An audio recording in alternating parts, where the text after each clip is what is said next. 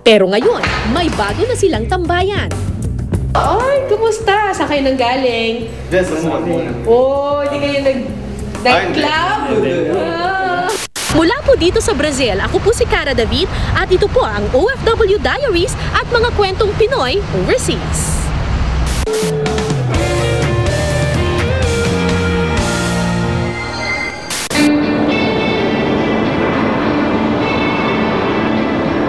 Umaga na naman, medyo makulimlim, kalmata ang dagat.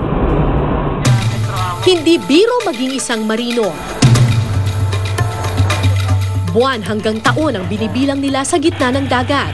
Sa pamamagitan ng kuha ni Noel, isa sa mga tripulanting nakilala ko sa Brazil, ipinasilip niya ang kanilang mundo sa loob ng barko.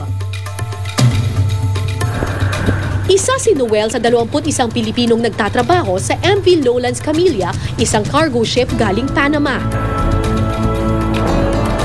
Kasama niya ang iba pang Pilipino na kayod marino sa barko. May engineer, may chief mate o nagmamando sa deck, kitchen crew, at si Noel naman isang third mate. Kabilang sila sa mahigit 300,000 Pilipinong seaman na naglalayag sa buong mundo. Tinagurian na ngang manning capital of the world ang Pilipinas sa dami ng pinapadala nating marino. Kinikilala tayo ng mga ship owners all around the world na mahuhusay, masisipag, matitino ang mga seafarers o mga tripulanting Pinoy. Pero may kaakibat ding sakripisyo ang trabahong ito. Malaki man ang kanilang kita, malayo naman sila sa kanilang pamilya. Mas marami ang hirap kaysa sa sarap. Pinakamahirap na naging part, siyempre nung unang sakay namin, lahat ng adjustment, hindi ka makatayo dahil nahihilo ka, kung ano-ano. Tapos, siyempre, isang part pa uli ng buhay mo na malayo ka sa pamilya mo, nasa dagat ka.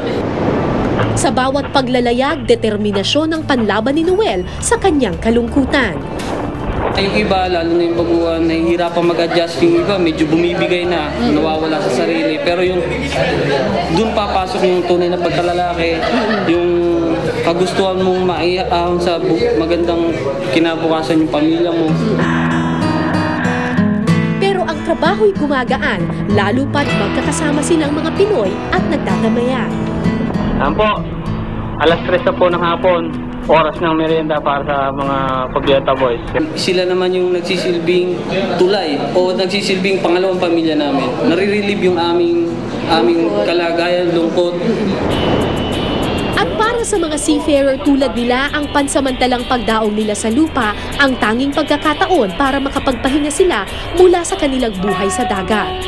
At sa pagdaong ng kanilang barko sa Santos Port, Brazil, hindi nila palalagpasin ang pagkakataong magsaya. Once na nakita na namin lupa, at least nakakaluwag na sa damdamin, parang safe ka na eh. Pero ang ilan sa kanila, hindi matakas-takasan ng kapilyuhan. Segue reto, sai beirando o porto. Sa mga nightclub, ang kanilang tambayan. Essa próxima. À esquerda. Ay, kumusta? Saan kayo nanggaling? Oh, hindi kayo nag-club? GMA News and Public Affairs. Walang kinikilingan, walang pinoprotektahan, walang kasinungalingan, serbisyong totoo lang.